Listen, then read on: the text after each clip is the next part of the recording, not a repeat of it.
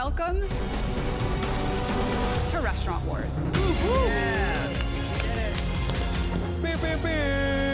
Oh my gosh, here we go.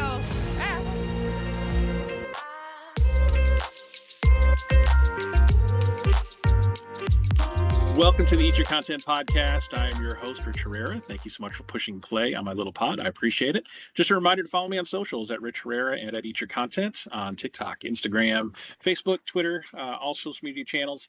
And to make sure you like and subscribe at Eat Your Content wherever you get your podcast. Hit the notification bell so you know when new episodes are dropping.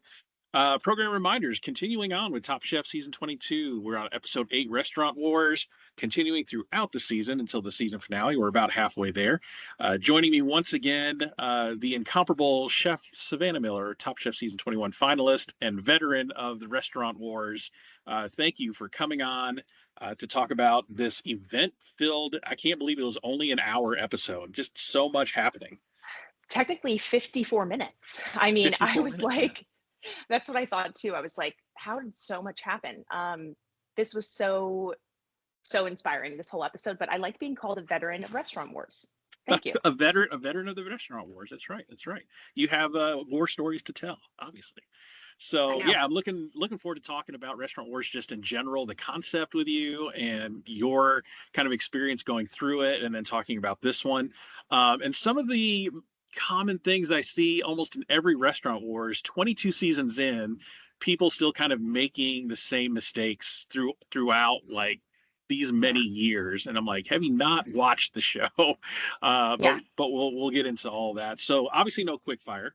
We're going straight into Restaurant Wars. I do love that they know it's coming because they get the little card in the mail and Massimo reads it. Just say, meet at the warehouse. And Tristan's like, do you think it's big enough to host 2 pop-ups in less than 24 hours? Like, I know. That's funny. It's like they know. I love how they're like, are we going to a rave? I hope it's a rave. It would have been funny if it was a rave. Imagine they're like, cook for all these drunk people. Like one day they're going to throw somebody off and be like, meet at a warehouse, and it's not Restaurant Wars. It'll be like, yeah, cook for a rave. Everybody's just, coming off of an ecstasy high at 2 a.m. Right. Cook for them. You have 200 people. Like that would be a good crowd because everyone's probably in a decent mood and they're like, taste buds are turned on. You know what I mean? But I feel like the commentary across this whole episode, to be honest, there's like 5 or 4 things that stood out to me as like, that was hilarious. Like just like the little quips and little comments by each chef. I feel like Lana specifically, we'll get into it, but they were silly this episode. It was pretty funny. I mean, it was the little cute counter on the bottom of the screen, very Gen Z. I thought that was really funny. Yeah. Got to get those youth viewers into Top Chef, right? Cute. Yeah, I'm going to use that all day today. I know, right? So let's get to the guest judges. Awesome judging group we have this time around. We have Nina Compton from Top Chef New Orleans, finalist there, and Top Chef Canada judge and founder of Gusto 54 Restaurant Group. Janet, and I forget what her last name was. I thought I typed it in here, and I did not. But Janet was her first name. Okay. And Massimo was really thrilled about that particular judge. And the challengers created a 3-course menu with 2 options per course, so 6 dishes total. Random drawing for teams. By knife draw, we had team Nona Pipon was the restaurant that they decided to name, was Bailey Caesar. Yeah, I thought so too. And the concept, we'll talk about that here in just a second. So team Nona Pipon was Bailey Caesar. Paula was chosen to be the executive chef, and Shuai was the front of house. And then the other group was Team Flora and Fauna. I like the concept. I wasn't too thrilled with the spelling. It's always confusing when you try to do a play on words because that tends to really mess up your search algorithm in Google. But Team Flora, P-H-L-O-R-A, and Team Fauna, P-H-A-U-N-A, was Lana, Massimo, who was front of house, Tristan, executive chef, and Vinny, going for a veg-forward kind of theme. On paper, at the beginning, before kind of all the chaos of Restaurant Wars ensued, I thought Team Nona Pipon had the better kind of theme. Very family style. I like that. I've been to a few family style restaurants and I love them. And Italian. I mean, Italian Latin. Italian Latin as a family style, how can you go wrong? And then the veg forward group, Team Flora and Fauna, I was kind of like with Massimo at the beginning. I was like, do you really want to go with the vegetable forward concept at Restaurant Wars? And so, what did you think just coming out of the gate, notwithstanding who ended up winning at the end, but when you first looked at these teams and the divisions and the concepts, what were you thinking? I was fooled by the Top Chef edit this time, which I think Oh, I'm pretty good at not being fooled. So, especially because I think, in my head, I know what's going on behind the scenes, but like, right. I, was definitely watching this and I was like, I didn't feel like there was a stronger team from the beginning. I thought it was pretty like evenly matched. Mhm. I feel that way about the entire season. I feel like they're all great. But I definitely thought that they were going to have a lot of issues. Like for it to turn out as far as like the time management issues were kind of with the other team is in the beginning, it wasn't right. Like you Right. see Lana walking around, they're shopping, they're trying to make decisions. And I feel like I was very, very nervous about the four of them, not necessarily being like all stubborn, but they called it like the four-headed horse, right? Like um, I do, I do think I got fooled. Oh, yeah. Yeah. So I, the edit to me, the edit, the way I don't know if I was fooled or what, but the way it was edited to me, I was like, Flora's going to win this because the way they divided it up, or the way they divided and went shopping versus the way that Nona Papan didn't, I'm like, that's a bad choice. I said, why didn't you guys split Yeah. up? You're going to have those time management issues, and that just carried throughout the entire challenge. Yeah. So the edit for me, I was like, yeah, if Flora didn't win, I would have been fooled by that edit particularly. I get you. Yeah. Yeah, I feel like the but second that you see Paula, I mean, the confessionals get not give it away, but like, they're like, the second I heard Bailey say, well, me and Paula are going to go to like Whole Foods, we need to go right now, but like we wanted to shop together because we're a team. That's when it started changing. Yeah, I agree. yeah, Like yeah, in the, front of house store where they're like buying all their cups and linens, whatever, that was when I was like, they're killing it. They're on it. I don't care if they go shopping together because they're like executing it like very well. And then they split up and the fish is in the car and I was like, what are you doing? yeah.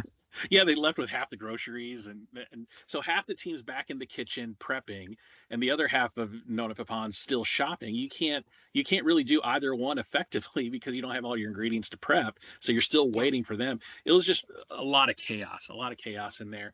But I want to talk about Restaurant Wars as a concept because back in season one, when Top Chef first started, and this is a staple challenge. This challenge will never go away, no Yeah. matter how many seasons Top Chef goes on for, because it's so exciting. It's very dramatic and sphincter clenching tension. It's all of the great things about uh, the drama of reality TV in this one episode. So this will never go away. But Restaurant Wars back then, the concept of a quote unquote pop up restaurant wasn't as prevalent as it is today. Like pop up Yeah. restaurants today are a common thing. I mean, no, you get more than 24 hours to obviously put one together, but I think Hopefully. chefs coming, yeah, right, hopefully. But I think chefs nowadays going into Top Chef, if they go to Top Chef, have had probably a concept of running a pop up. Have you done a lot of pop ups in your career? Yeah, so I think, if you haven't had the experience of just being on an opening team, right? Like I think most people come to the table like, I've opened 6 restaurants, I've opened 10 restaurants. Then you hopefully have that perspective or that experience of running your own pop-ups or working on somebody's pop-up, right? Like at the end of the day, I think they're more prevalent now because people are just realizing that they don't need to have like all this startup money to put their food and their art out there. So we're seeing a lot of people go out on these limbs and try these pop-ups, but if you haven't done that specifically, then you've definitely probably worked on an opening team for another restaurant. Me specifically, I feel like the beginning of my career was just jumping from one restaurant opening to another. And I mean, I had very humble beginnings. So like my very first job at 15 was opening the first Texas Roadhouse in Southern Pines, North Carolina. When I say that, that's one end of the spectrum, right? But then, you know, growing up and being in Boston and opening Townsman and being on that team under Chef Matt Jennings was like one of the top restaurants in the US that year. So I just think that you have all this experience. But for me personally, like at 15, I learned just as much as I did when I was in Boston and I was on this team at this really established place. So I just think it's about like taking those experiences and putting them in your back pocket. You never know if you're going to be on Restaurant Wars on Top Chef, but like I think opening a restaurant and what you learn is really like applicable in a lot of other situations too. But I definitely think when you're looking at these teams, that's what everyone starts with. Like, well, I opened this place. Well, I've done this. Okay, well, I've done front of house. I've done every position. Everyone wants to like throw their resume on the table, and they should, because you have such a short amount of time to like make these really, really big decisions. And obviously it affects how the day goes, right? Yeah. But I think that that's obviously a huge thing that people want to have, is that experience. Yeah, yeah, and it comes into play if Top Chef is ever, in your bucket list of things to do as a chef, having that skill set makes it a little easier. I mean, you're still under the time pressure, obviously, but at least you Yeah. have kind of that mindset of having done it before in the past. So, Yeah. I want to talk about the planning stages a little bit of Restaurant Wars. In last night's episode, it seemed very friendly, very cordial. Everybody's kind of giving and taking. In your experience, when you were on Restaurant Wars, was it that way, or was there really some kind of like butting of heads that was edited on the cutting room floor? For our Restaurant Wars, I think we had a good like vibe between Danny, Michelle, and I, and Amanda. Like we all agreed on certain things, but I think that we were comfortable calling each other out if we didn't like something, and we did it in a way that wasn't offensive or personal. So while I don't think that it was perfectly seamless, the edit was very spot on with how it genuinely was in the moment. And I think that that just comes from like, on our team, I think we did a really good job of putting our egos aside. That's And good. so that was, Yeah. yeah, it was positive. That's good, because I remember earlier seasons they would really show, and I think if I want to say that if I were a Bravo reality TV producer and I saw some real butting of heads, that would actually make the cut, right? That would actually be in Yeah. the show, because that's too juicy not to show. Yeah. So yeah, I think And I it's think I agree with you. Watching reflective. last, what's that? Oh, sorry, it's reflective of a real restaurant. Like it's not, Sure. I think it's obviously great because we're all like, okay, we're gonna get along. But there has to be an element of that, right? Like I don't want to say that that's disingenuous, because I think that we all did get along genuinely, but you also know that you're being filmed and you know that you don't want to look like an asshole. And so I think it's actually a little bit more realistic to show some of that when you do see it, because in a normal service, you'll have the front of house manager coming back and saying, where the fuck's my ticket? Like, and you'll have the chef saying, you see how she wrote this? Like, bring this back. I'm not looking at this until you can get your servers in line. And so those moments, I do appreciate when I see it, because I think it's real. Yeah. So let's talk about the division of labor, in terms of who was chosen as the executive chef in front of house for each team. So with Nona Papan, you had Paula as executive chef, and you had Shawai as front of house. And then with Flora and Fauna, you had Massimo's front of house and Tristan as executive chef. What did you think of those choices? Were they the right choices? Would you have gone something different? Okay, so I believe that for, what is it, fauna by Flora, the PH team, I think Massimo up front is like a good call. When I saw him walking around the dining room, that's like last week, me and Justin were both like, yep, called it, like perfect front of house. The critiques make sense, we'll get to it. I think having Paula as the EC, I think that I don't know, I see a lot of myself in Paula, or vice versa. Like I think people literally think that we look similar, but I also mean, I admire her in the way that she led the team. She was helpful. She's moving around. What do you need? What can I do for you? She seemed like I could tell she was a mom in this episode. And I mean that like in such a complimentary way. I think she led with grace and she put her best foot forward, and she didn't do that thing where things go wrong and it's not my fault. It's everybody else. Like she owned her team, and that's what you have to do. I don't know if that would have been my first pick, but I guess not for any particular reason. I just don't know out of the four of them who I would have chosen. And then Tristan, EC, yeah, makes sense. I don't, also with immunity, I think Vinny and Lana are perfect line cooks. I mean, that was like, I think the selection on Massimo, Tristan, Lana, and Vinny's team was perfection to me. What about Yeah, you? Yeah, for sure. With Flora and Fauna, I'm just gonna go Flora. That's too much to say. So Team Flora, I think, was a perfect choice for front of house. Massimo is, or he was genetically engineered in a test tube to be front of house. I mean, just the perfect personality for that. Yeah. And Tristan, I initially when I saw it on the show, I think Tristan's like, look, I got immunity. I'll be EC because we all know traditionally, it's the front of the house or the EC that goes home on the losing team, just because that they have they're the ones that are in charge of their particular sections. If something falls, it falls on them. So Mhm. Tristan's like, let me take that because I have immunity. Vinny, on the other hand, was like, well, you know, I don't want to have Tristan on my team because now I have a 33% chance of going home instead of a 25% chance of going home. Yeah. But in terms of watching it play out, Tristan was the perfect executive chef. I mean, he took charge. He wasn't rude, like when the server messed up the ticket, right? He didn't call that server out in front of everybody. He did it right down the chain of command. He got Massimo in there. It's like, get your crew in gear. I'm not, Mhm. yeah, like you're saying, I'm not going to deal with these tickets if they're not done correctly. Go fix your people. Yeah. So I thought he was really good the way he took charge. For team grandmas, um, I I probably would have went with Bailey as front of house. I think she has the personality for it. I think she's much more. Yeah. She's very bubbly, and likable. Not that not that Schwei wasn't, but we saw how Schwei turned out at front of house. It was horrible. Like the You know man what? didn't I didn't even greet even the judges. when you asked me, I could not even think about who was front of house on that team. I mean, I just Yeah, talked about everything else. I didn't even mention Schwei because until you just said that right now, I kind of forgot that that's what he was doing. and that's bad, right? That's Oh bad. no. Oh Yeah, no. he was Yeah. horrible. I probably would have Oh. went on Team Grandma. I probably would have went with Schwei as executive chef and Yeah. Bailey as front of house. I think that would have been a better result.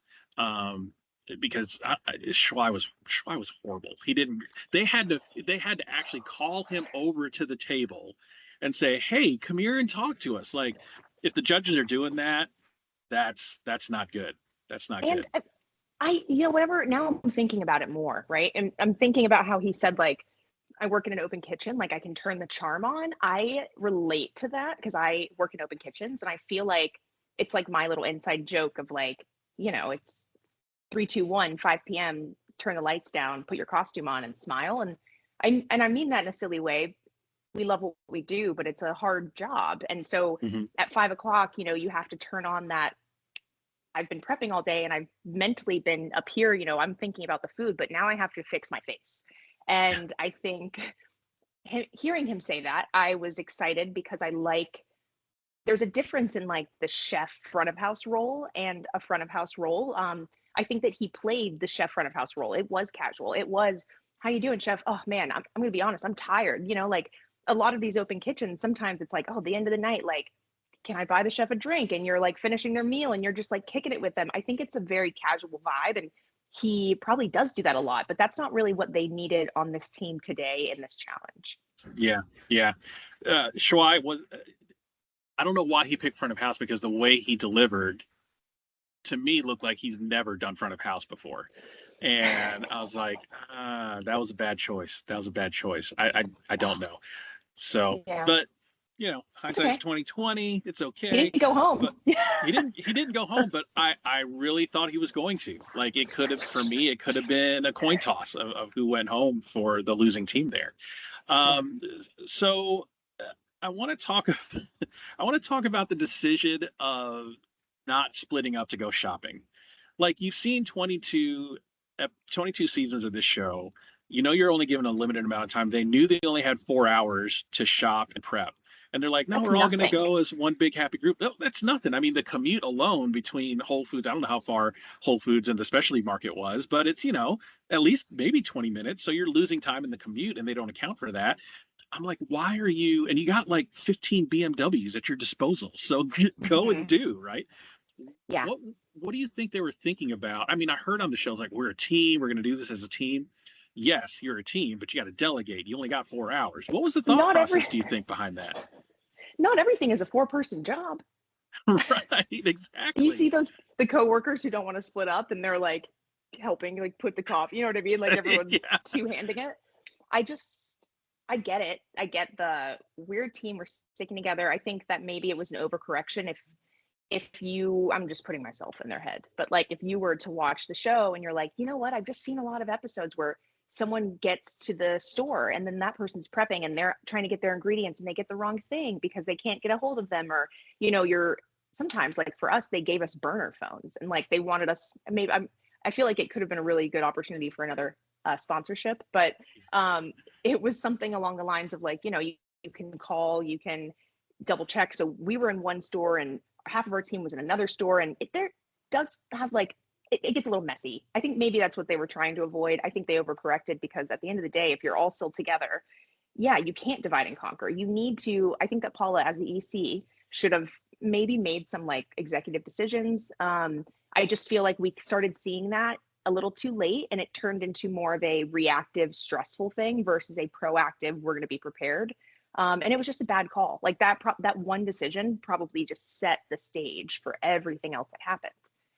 Yeah, absolutely. From that point forward, it was chaos for Team Grandma all the way through service, and it reflected in the food, Yeah. because they're coming in rushing with an hour left to prep for service. I'm like, Yeah. that's nuts. So whereas on the other side of that, Flora was completely organized, and it was amazing watching two teams have the same direction and come up with completely opposite ways of thinking about things. Yeah. And this happens every season. It's so interesting to watch with Restaurant Wars. Every season, it's always like that. One team is Hmm. completely composed and has a game plan and executes, and the other one is just like a bunch of whirling dervishes, just going Yeah. crazy and trying to, get out of the weeds in service all night long. And it kind of fell that way this year as well.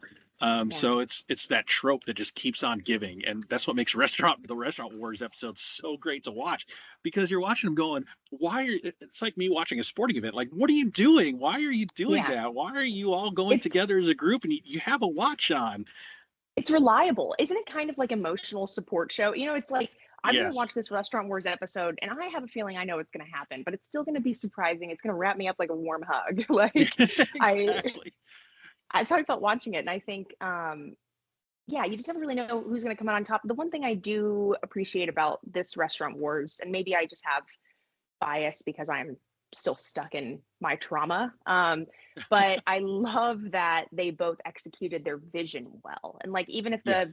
unfortunately, like some of the food seemed to fall flat, right? But um, they said in the beginning, like, we understood the concept on both teams and we thought that you guys had a very good through line. And that is one of the hardest things. It sucks to like make shitty food or have dishes that weren't seasoned well because it feels like you did the hardest part already and you just kind of fell flat on the things that you do every day.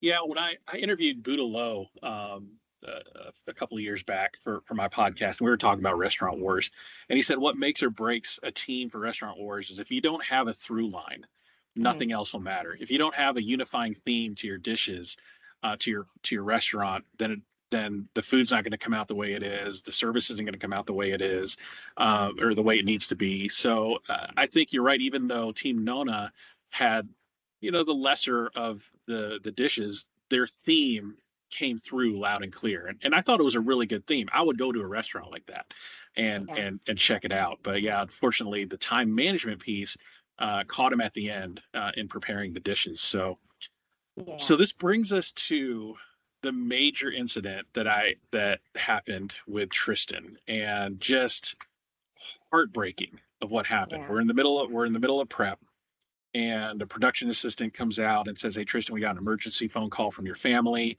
We don't know what's going on, but you need to call home." So he calls home, finds out his stepdad has had a stroke and was in a coma, and by the time service rolls around, he passed away.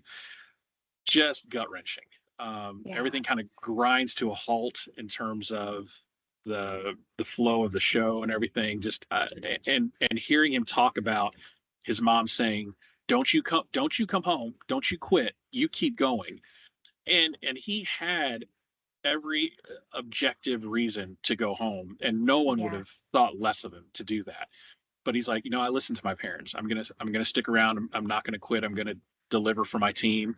And the way his team rallied around him and really respected his decisions as executive chef and supported him and saw his vision carried out, um, Mhm. really was inspiring to watch. And then we're jumping ahead to judges table, but watching all the judges react to the news as he's talking about it, and Kristen saying, "Look, you don't have to be on all the time." I was, I was wiping tears from my eyes. My mascara was I, running. It was. I mean, I had to pause the thing and go fix my face because yeah. it was just it was just so hard and inspiring to watch at the same time. What are your thoughts on that? I was trying like not to cry right now. I told you before we started, I had to get ready twice because I cried all my makeup off. And I guess you did the same. I was watching this and you see Nora come in. Actually, like just to give a shout out to Nora, huge producer on the show and bad bitch, like runs everything, right? Mm-hmm. I could see the look on her face. And it's just like imagine having to tell someone that. Imagine getting that call. They essentially, they have like these 911 phone numbers if they need to get in touch with someone. So when you're getting that call, it's bad. Yeah. And I really think 15 minutes left of the pack, and like I couldn't imagine like a worse time. Restaurant Wars is a 2-day competition. You don't really come out of it for 2 days. They hadn't even had service yet, so like the timing, everything is terrible. Obviously, I can't imagine worse news. The only thing I could compare that to, would be your other parent, right? And Mm-hmm. to see him receive that, and when he like sat down, it like my whole body, I was just like, I got chills because you just imagine what that feels like. It's like a gut punch, and you're already on camera and you're already going through all this stuff. It's so hard. And then he walked back in to the kitchen, and Rich, it was like so incredible to see. Like he looks like he's obviously not okay. The team takes a second and they're like checking the vibe. And I just feel like so many people can relate to that, and like you want to support your person and you're just trying to make sure, like sometimes it's like if you hug them, it makes it worse. And so everyone took a second and he got it together and they're like, we're going to push. And I mean, they just kept that going throughout service the next day and all the way to the judges table. I was curious if the judges, I mean, I'm sure they had to have known something, right? Like, I don't know if that does, or maybe they don't. Maybe they don't want it to affect and they did not tell them. I have no clue. But when they found out and how much he like held his composure up until he actually told them at judges table, takes a very strong person. Sorry to get a little emotional, but like this episode really touched me. And I think that I already loved him and now I like love him more. It's like a warrior mentality. Yeah, the way he just stepped back into the kitchen and got back to work amidst the emotions that he had to have gone through, and not only going through those emotions but having to do it in front of a camera, right, and on TV in front of the world, is just not something I can't imagine going through. I will never be in that position. And Yeah. it's just it's amazing the fortitude that he had to do that, and the love of the rest of his family to tell him to keep going, to tell him to continue, that your stepfather would have wanted this for you, to not quit, and to keep going. So it was I just amazing. yeah. I want this Just to be, I told Justin, I said, obviously, we'll get to the end, but like he turned it on, he made it happen. I am getting this feeling that like just watch out now because oh yeah, you take someone who's already killing it and it's like a villain origin story or something, right? Like yeah, it's almost like nothing left to lose, like I'm coming for you. yeah. And that gives me chills again. Yeah, incredible. And when Tom said your parents did an incredible job with you, I sobbed again. I cried like a baby. I was like, oh my God, Tom's a dad. You know what I mean? And like, Yeah. he's a chef. And for him to like, everyone has, some type of, either have parents that you have a loving relationship with, maybe you have someone else in your life that acts as that role.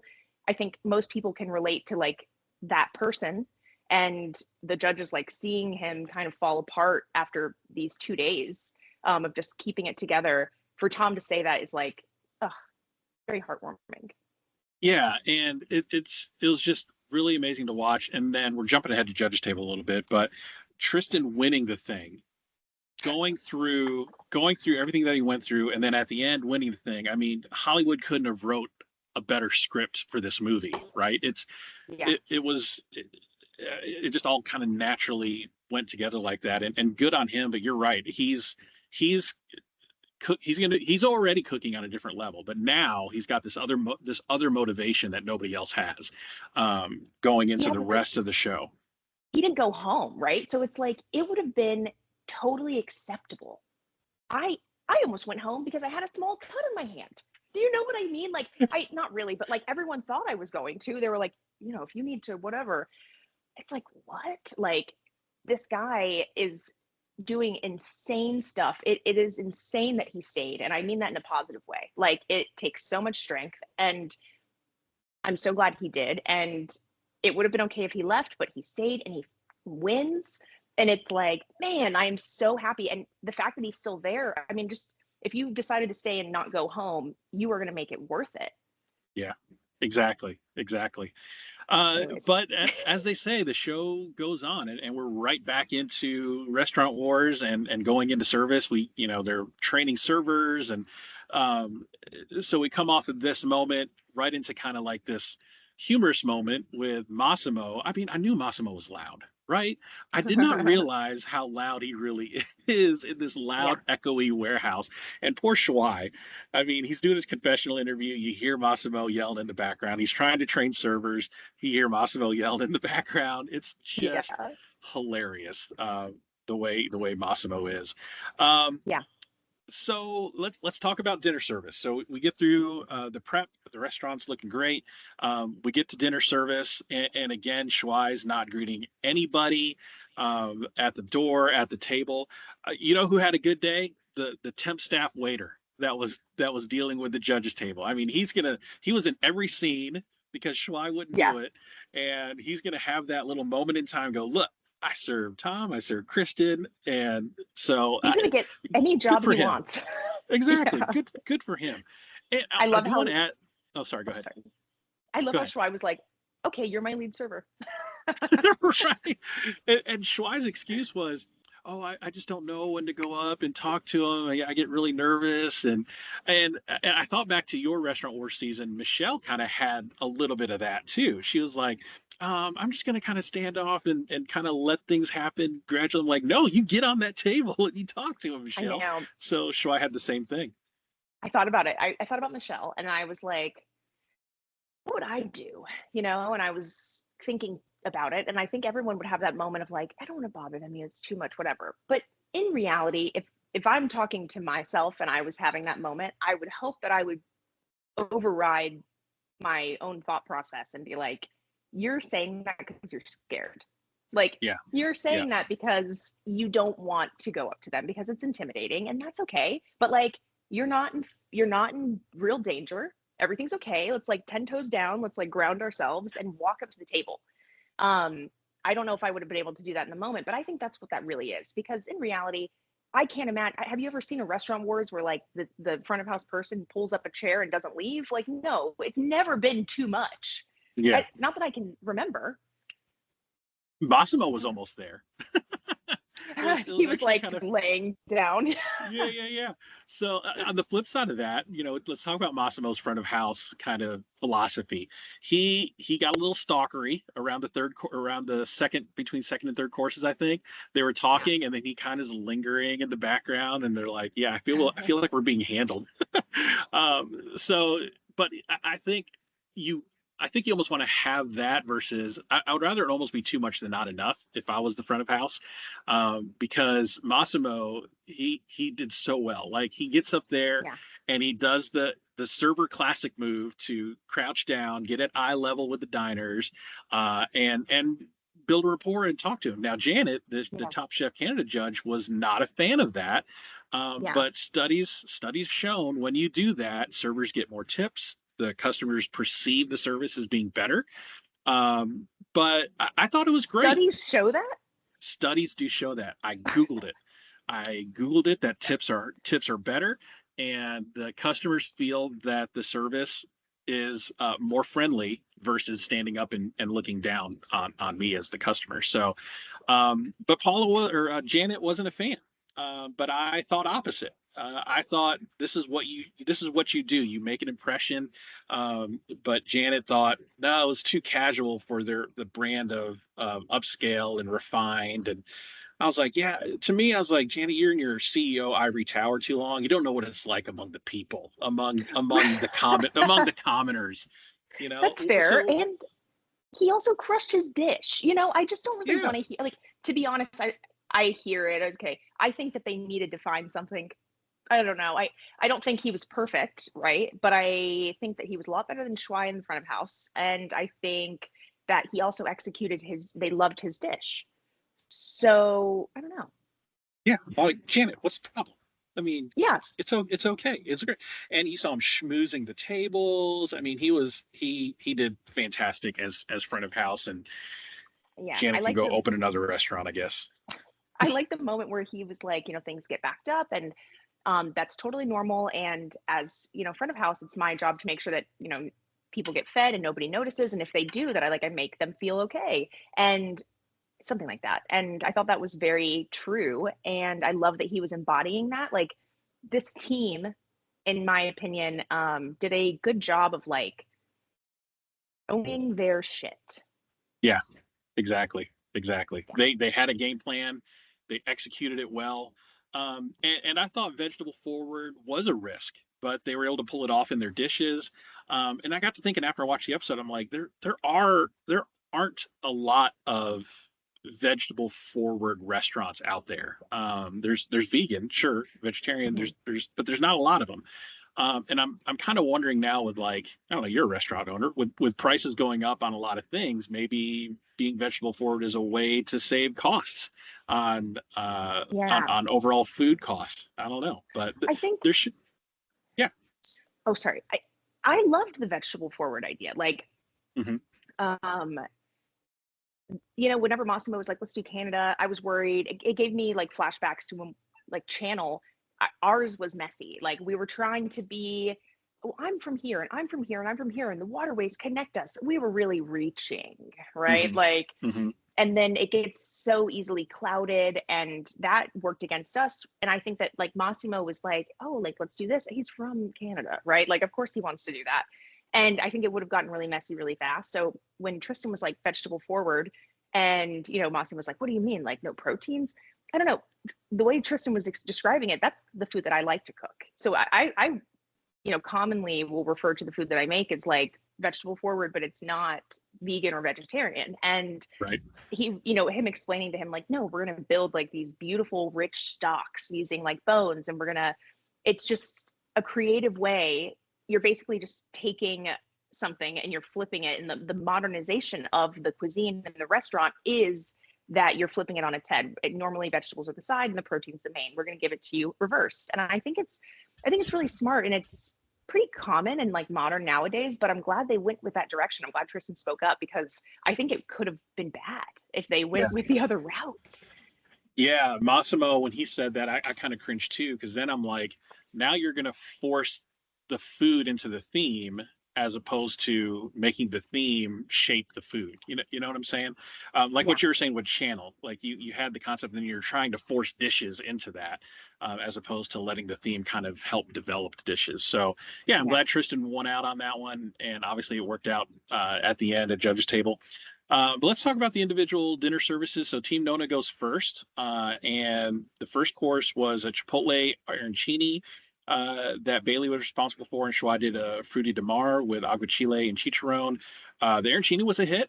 Aguachile was lackluster, lack spice. They said there was some Yeah. confusion with the diners on how many arancini they're supposed to get with an order, because, like, you order family style arancini. I don't know. I'm kind of looking for a half dozen, I guess, more than, what did they get, 4 or something like I that? mean, one per person, Sure, whatever the but math is in my mind. Yeah. One per person. yeah, yeah. So there was some confusion there on the diners, but the arancini Yeah. apparently tasted really, really well, really good. The second course was an ancho braised short rib with polenta, ricotta salata, and roasted apples. That was Caesar. Cannelloni al forno with toasted pepitas and almond romesco for Bailey. The short rib tasted good, but the consistency of the polenta was off-putting. And then there was warm, wet, whole nuts in Bailey salata. Yeah. That was kind of off-putting. So first two courses, what are we thinking in terms of the theme, in terms of the progression? I thought it was fine. I don't know. I to be honest, in general, I was much more interested in the food on Flora and Fauna's team. Yeah. I know we're not even really talking about that yet, but that is kind of like, I think it's more memorable. The pasta that Bailey did, I thought that was smart. I love that she was like, doing her thing. I just wasn't really, I don't know. I guess I wouldn't have gone out of my way to order any of these. And that's just personal preference as well. Yeah, I actually don't have a ton of thoughts about their first few dishes. I'm realizing I don't. Is that bad? I mean, no. I mean, I think that's reflective of what was presented. It was just there. It was fine, but it didn't blow anybody away. It didn't make anything memorable. Whereas, like you were saying with Flora and Fauna, I'm remembering those desserts now as I'm thinking back to the show. I'm The thinking about desserts the on Flora pot and Fauna. liquor and everything. I'm thinking Yes, about exactly. their first dishes. The pithy. How do you say it? I can't say it, but I mean everything they did. I feel like I can really recall, and I recall the desserts on grandma team because it didn't go over well. So I don't know, maybe it's just like bias, but Yeah, yeah. I don't know. But let's talk about dessert on yeah. Grandma's. Pretty bad. We had a tray. I'm sorry. I know. No, There's some it's just blood. funny. It was bad. It was bad. You had a tres leches that was dry and dense. Like, how do you do that? I mean, It's the opposite of a it's trace the lily trace. opposite. Why are you even calling it that at that point?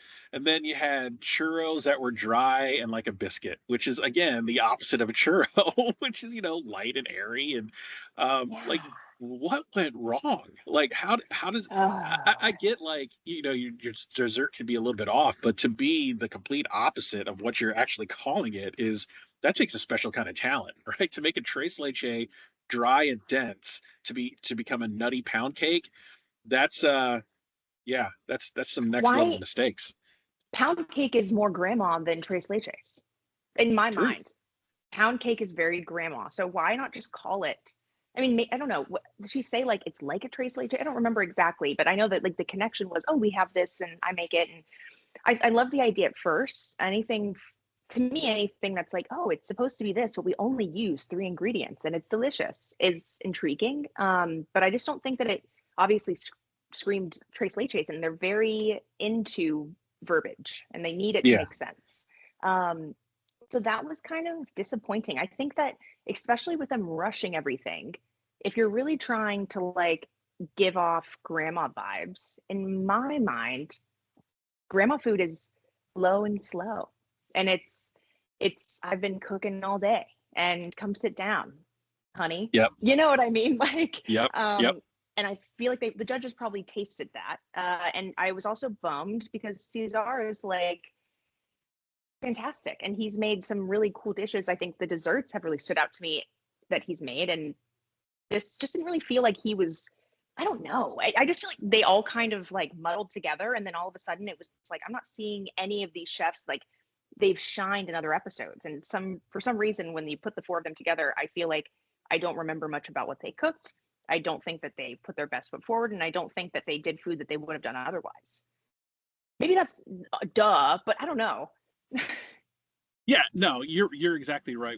When I hear grandma cooking, I hear rustic, I hear comforting, I hear rich, I hear somewhat decadent, and I don't think I got that with Team Nona. And just from beginning to end, as soon as the organization started happening, as soon as basically from when they started shopping forward, I'm like, yeah, this is the team that's not going to win. Grandma's going down, and that's unfortunately what happened. And you're right, we don't have a lot of thoughts on here because it was just not great food. Even from the looks of it, none of it really looked that great to me. Unfortunately, I would not go to that restaurant. And I hate oh man, do I think this? I don't know. I'll say it.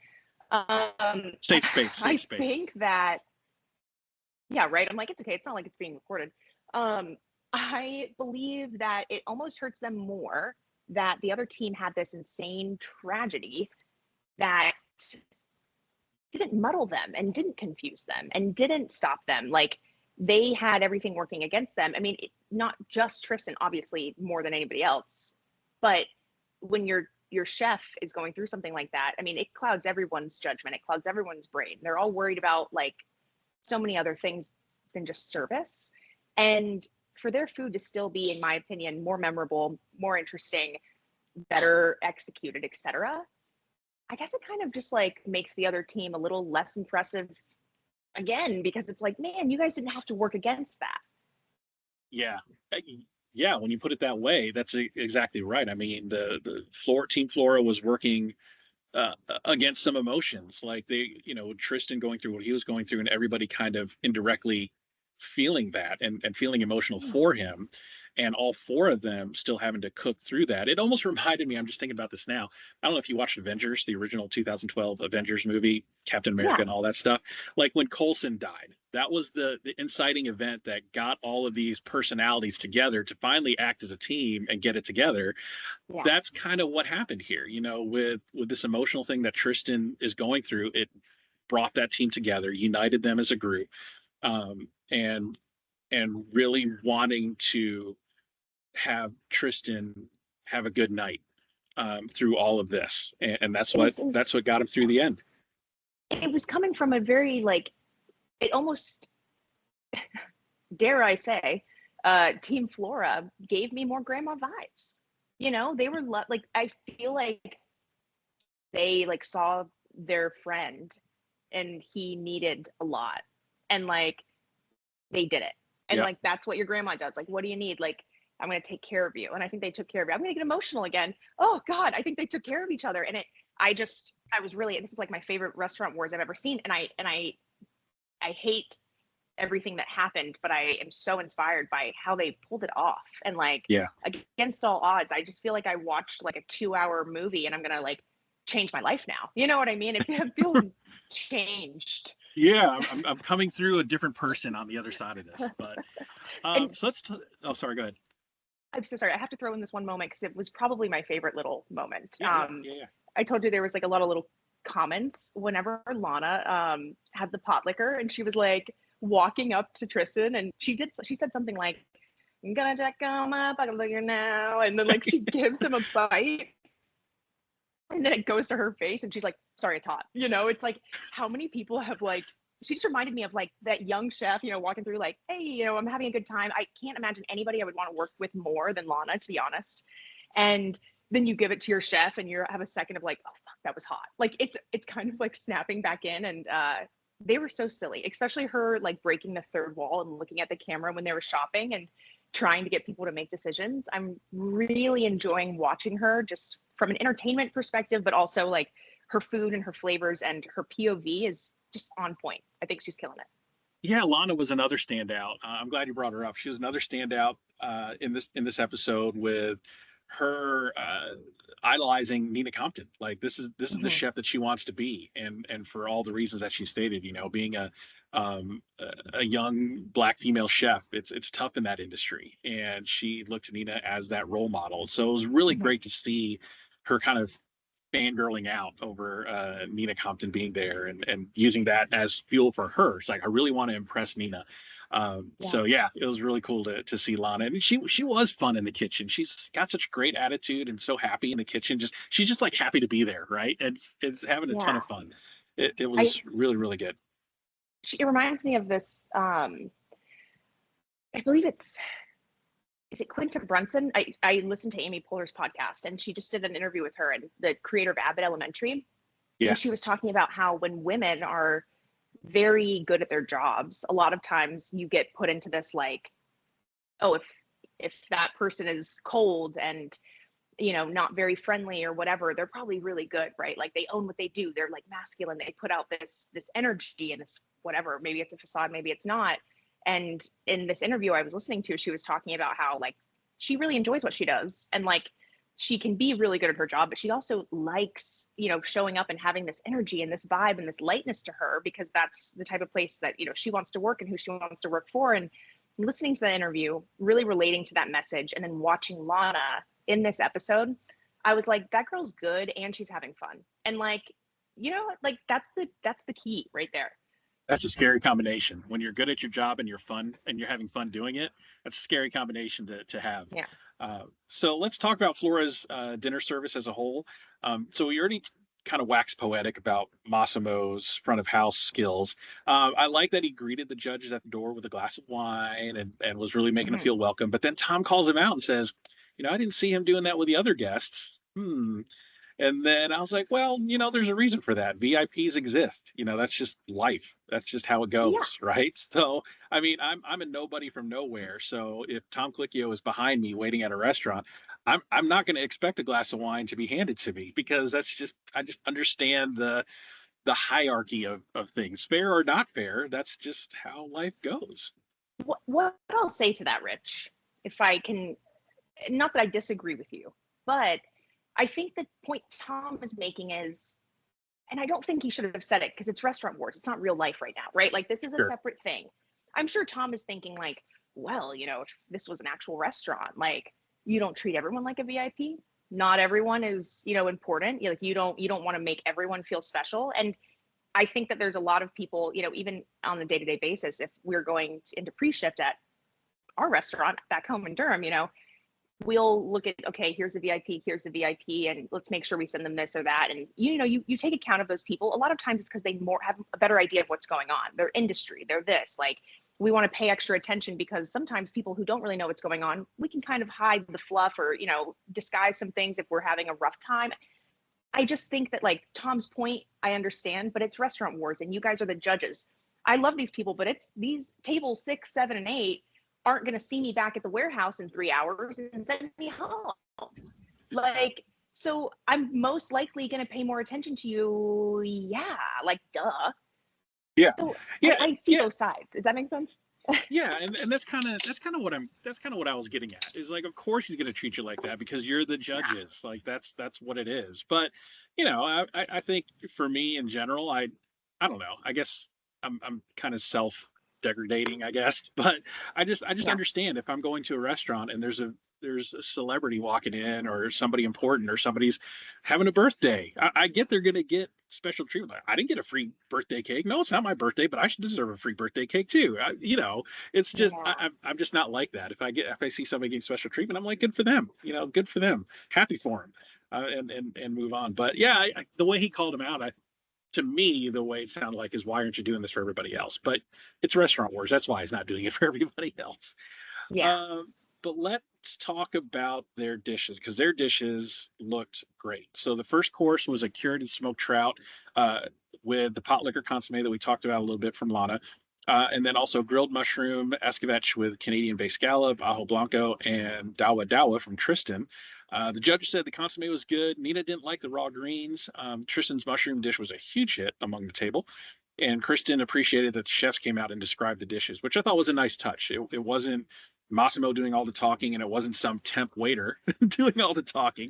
It was the chefs coming out and describing their own dishes. So at the end, at judge table, you don't have to ask, okay, who did what? They all knew. So what did we think of the first course here? Oh, incredible. Like, I can tell you everything. I also want to just say that them walking out to the table, I agree. When I saw that, it kind of broke my brain. And I was like, why didn't we do that? Like, why didn't we do that? In the restaurant on a daily basis, if you're in an open kitchen or not, there's plenty of times as a chef that you're going to be like, hold on, let me like press my apron down a little bit, like fix my collar and take this dish out to the table. And I'm going to that's like the ultimate VIP experience, is like the table touch from the chef that's coming out of the kitchen. So for them to do that, it not only like gives people the opportunity to represent their own food. I don't want you to describe my dish. If they ask you a question, I don't want you to look like you don't know the answer. Let me go. I'm the pro. But it also gives that face time and that extra touch. So I love that. As far as the appetizers, not appetizers, the first course, I thought Tristan's dish sounded incredible. I love anything escabeche to begin with, but just the way that he was bringing in every dish that he does, it reminds me of something I've had, but then he turns it upside down and he throws in an ingredient or a spice or something that I've never heard of. And so I feel like it's just very intriguing. And yeah, you already know how I feel about Lana and her food. So I thought it was gorgeous, and I thought it was simple and refined and smart, and it showed where she's from and where she wants to go. Yeah, it was great. Awesome all around first course. Way to start a dinner service. So second course, we had potato, celery root, and truffle pithivier, if I'm pronouncing that right, with lamb jus from Lana, and a butternut squash confit with grilled pork and exo sauce from Vinny. Look, the biggest nitpick that they had on Vinny's dish was it was too balanced. There was just as much Yeah. pork as there was squash, and it should have been more squash. I'm like, at that point, you're looking for nits to pick. But his dish looked amazing. I love the little like kind of quarter moon shape thing that he did with the squash, and then the pork little medallion right there in the middle. I thought it looked fantastic, looked good. I would definitely eat it. They did say Lana's dough was slightly raw. And then yeah, so what did you think of this course here?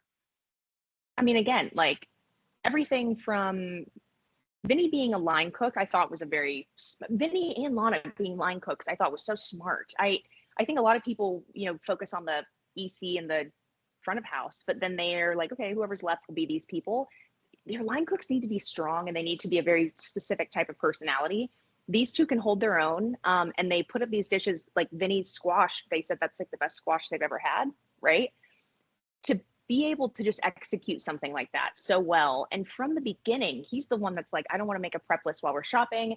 I'm going to show you, chef, like this is what I'm thinking for the plating. He has a vision, and he stayed with it. He made choices to get him to where he wanted to go, and it worked out. Like he just feels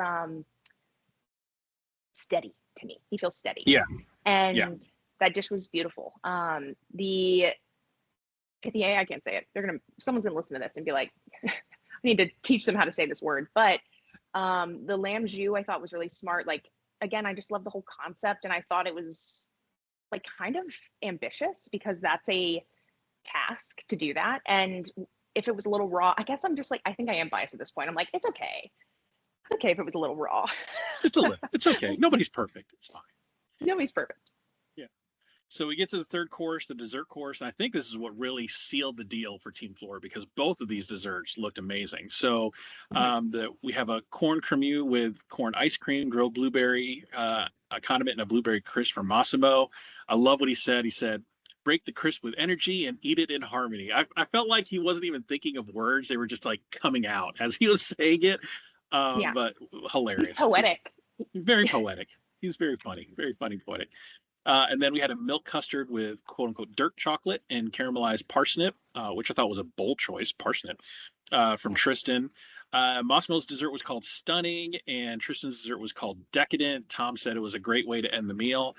Both desserts look fantastic. I don't have words. I mean, Massimo's looked like it belonged in a Michelin star dessert menu. It looked really, really good. And then the dirt was such a play on the whole veg forward thing, and then throwing in parsnips on top of that. Like I wouldn't have thought of that.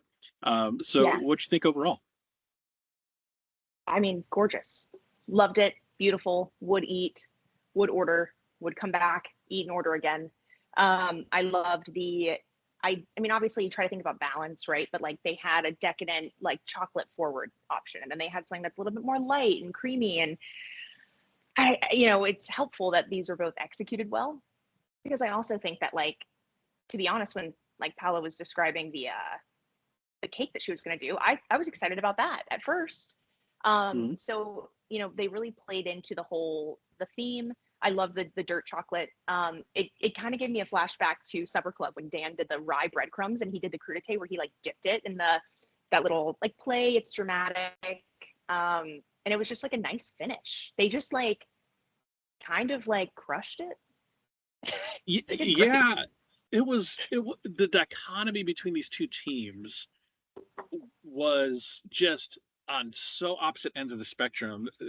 Such a clear winner, such a clear loser. I don't think there was a way to edit around that to make it seem close, because it was just two opposite ways of philosophy, of thinking, of shopping, of cooking, of prepping, of service. Like total opposite in every aspect of building a pop-up restaurant in 24 hours on Restaurant Wars. Um, was just was insane. And I was just watching this going, how can two groups of people execute two so diametrically opposite things? And I don't know. It was just amazing to watch just how it I all played out at the end. I agree. I think I said this last week. Favorite episode so far. But and I guess you going through that, I guess like the only other thing I want to say is like I think Cesar is really good.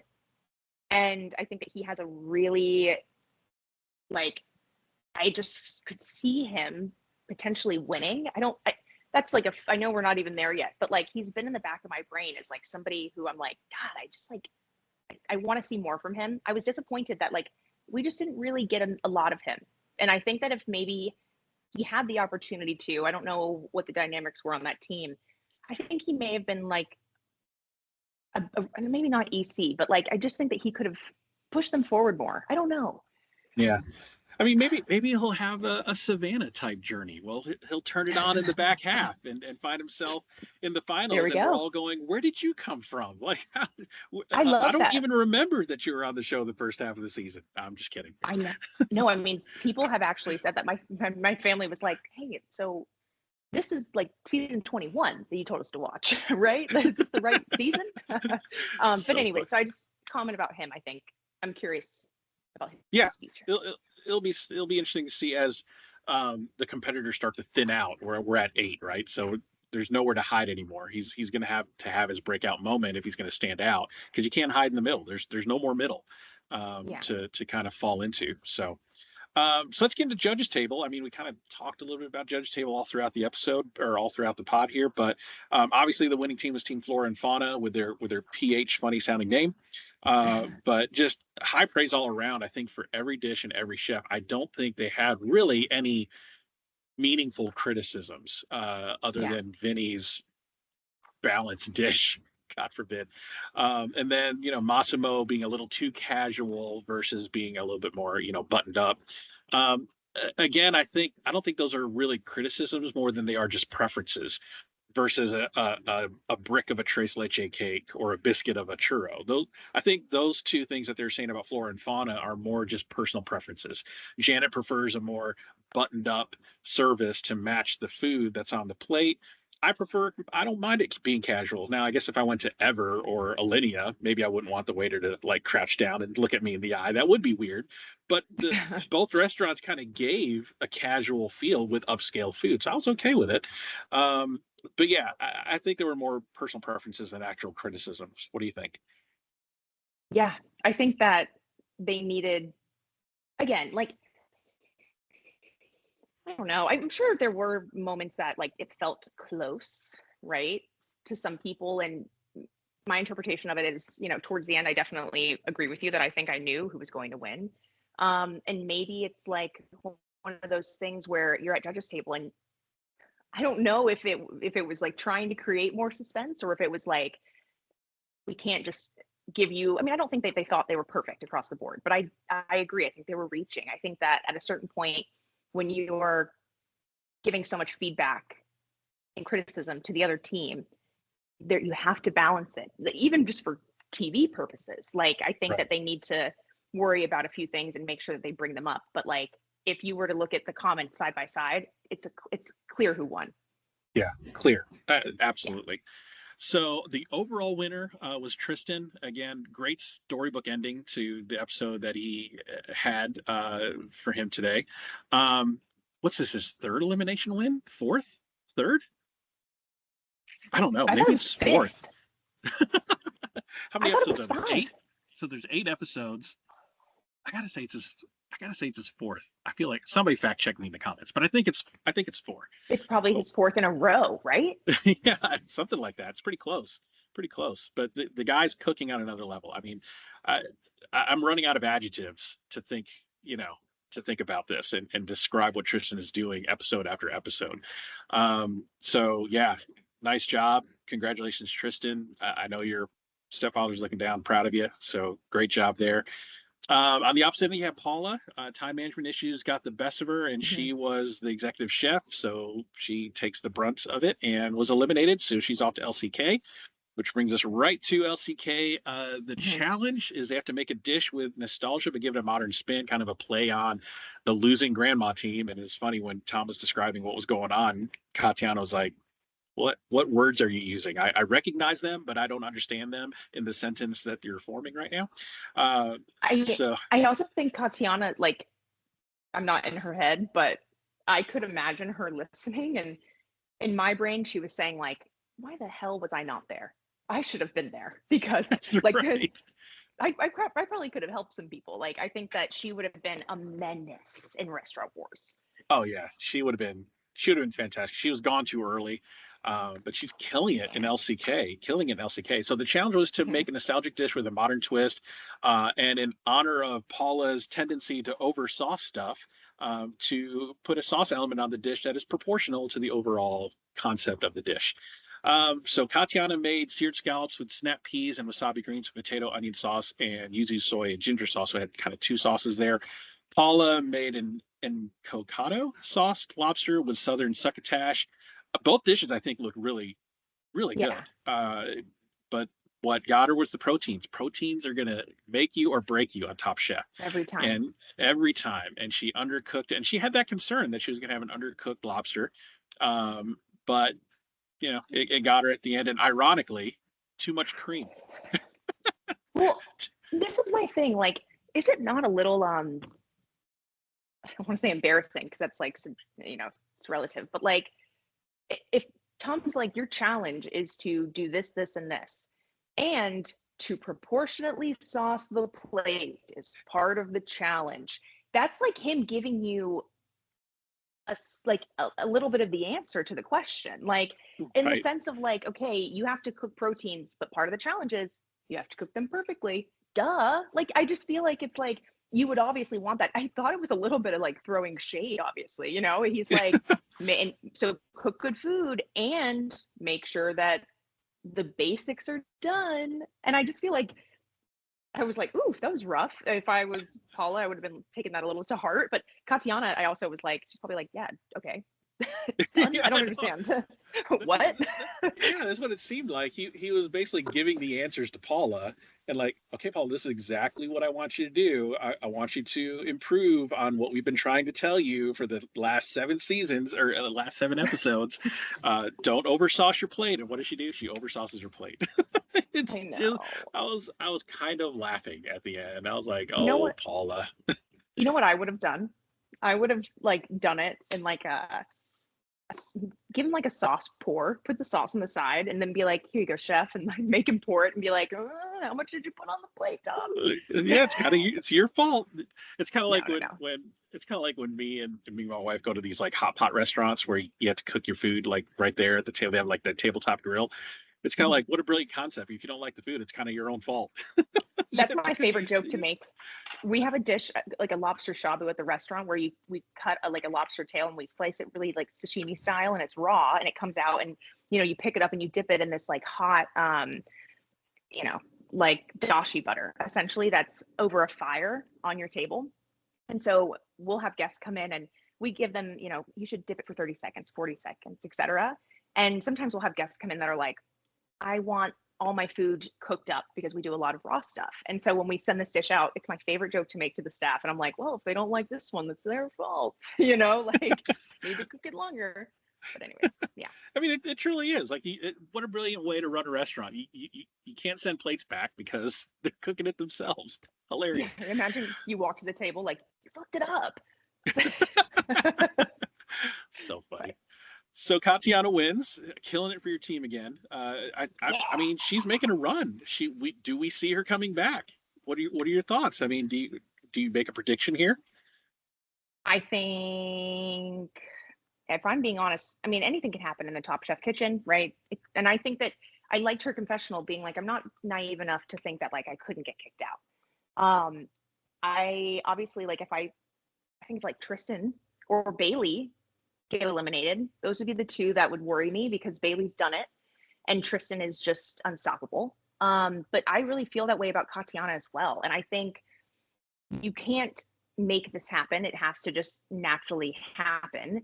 But how cool would it be if Kristen's second season, also like the mirror between Katiana and Kristen, like they have a very similar story. She was adopted. She grew up in like Michigan. She's Korean and all these things. I just think it could be very special and very heartwarming for her to come back from LCK and take it all, because that's exactly what Kristen did. Yeah, that would be a very poetic bookend to this season if Katiana comes in, wins the whole dang thing. But can you imagine like a Katiana Tristan finale? Oh, that would be amazing. Amazing. So I know. like I'm predicting it now. I think it'll be the final three be Vinny, Tristan, Katiana. Really? I believe it will be Tristan, Bailey, and it's between Lana or Katiana for me. That's a good pick. Maybe Caesar too. Like this is what I'm saying is like I think when I started this season, it took me a little while to like warm up to them, and maybe it's just because I just did it, and it's weird to watch it as a competitor and like put myself back as like a viewer lens. But I don't know. I'm like really, really enjoying these chefs at this point, and this might be one of the better seasons that I've watched. Yeah, definitely a top episode as a single episode. Definitely top 5 in my book of episodes. So for sure. So let's get to the draft points as we want to get to see who's winning here. So on my team, we had Paula and Shuai that were on the bottom of the judges table, so -2 points each for them. Tristan, again, my ringer, won the thing. He gets 7 points. So with the negative points, but with Tristan kind of pulling me out of the negatives, I get 3 total points for the episode. You had the majority of the winning team. So you had Katiana winning LCK. She gets 2 points.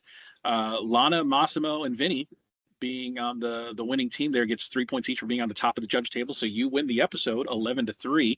That closes the overall gap to 4 points. I have 75 total for the episode. You have 71. So it's a ball game, folks. It's a ball game. This is good. This is like they're making good TV. We're making good TV. Everyone's doing their jobs. Okay. Everybody's pitching in. Everybody's pulling their weight. I appreciate all the chefs doing that without knowing who I am. So I appreciate that. I'm like, the chefs are doing their part too. Yeah. But it's coming down to the wire. I mean, we got a few episodes left. We're halfway through. It's basically a tie ball game with only 4 points separating us. It's getting exciting. We got a little bit of a sneak peek for next week. They're jumping off a building apparently, so stay tuned for that. Who knows what's going to happen there? Yeah, nope, not for me. Can you imagine? We're going to tether you to the Toronto Space Needle, and you are going to jump off. I would be like, I'm not, but okay. I'd be like, anyways, so when do we start cooking? I have a huge fear of heights, and you have to sign like in your contract and stuff. Like, essentially, it's like if we ask you to do anything, will you do it? And you're saying that you're saying that you're okay with like it. There was something, like the fine print is always hilarious, but I wonder if it was like, are you okay with jumping off of a skyscraper and stuff like that? I have no idea, but I would have said no. Yeah. So we'll see what next week brings. Looks to be exciting, especially after this emotion-filled episode. It'll be good to kind of go back and have something that looks completely off the wall and fun. So we'll see what next week brings. Savannah, what you got going on? You're in Jersey for a food and wine festival. So that's happening this weekend, which again, if you're listening to this the Monday after, it's already happened. But what is going to maybe already happened for the New Jersey Wine Festival this weekend? Yeah, so by the time this airs, our dinner will be done. But what we're doing is it's Michelle and Sue and I. So we're in New Jersey, and they've done this for a number of years. And like the names that have been at these festivals are insane. Like I was talking to the coordinator last night, and big names. So I feel very lucky to be here. We are doing a Top Chef and Top Wine dinner. So tonight, it's kind of like kicking off the whole weekend. They bring in 3 people always from the previous season. So we're cooking with the chefs of the like resort. Essentially, they're going to do a few courses, and we're doing a few courses, and we're pairing it with a really nice wine. And there's like a winemaker coming in to talk about it. So that's what we're doing. And then tomorrow we get to hang out with Francis Malman a little bit. Big Argentinian chef, and he had like an episode on the first season of Chef's Table. Very inspiring. I think to me, I'm just trying to be like cool and not embarrass myself, because I would love to like connect with him and like talk to him. So that's like my main goal. It's like make a good dish tonight, but also like be very cool in front of Malman. Just be cool. Just like act like you've been there before. It's that's what we got to do. Yeah, right. But yeah, anyway, so if you guys see anything on Instagram, like give it a like. It'll be a good time. Yeah, speaking of which, where can they see all these fun pictures that I'm sure you're going to take? Oh yeah, on my Instagram, you can follow me at SavvySav, SavvySavv. Awesome. And don't forget to like and subscribe wherever you get your podcast at Eat Your Content. Make sure you hit that like and subscribe button so you'll know when things are coming. And if you like what we're doing, if you like this format, or if you don't like it, leave a comment, leave a 5-star review. And if you hated this episode, wait till next week. Listen to that one too. It'll be the same. Yeah. It'll be the same. So we'll wear you down. That's right. Chef Savannah, as always, thank you so much for your time. You're so generous. We went over, but Restaurant Wars is so much fun to talk about. And I'm glad you took the time with me to sit down and talk about your experience and what these people are going through on their Restaurant Wars. And I can't wait to talk about next week with you. Yes, sir. I appreciate it. Thank you, Rich.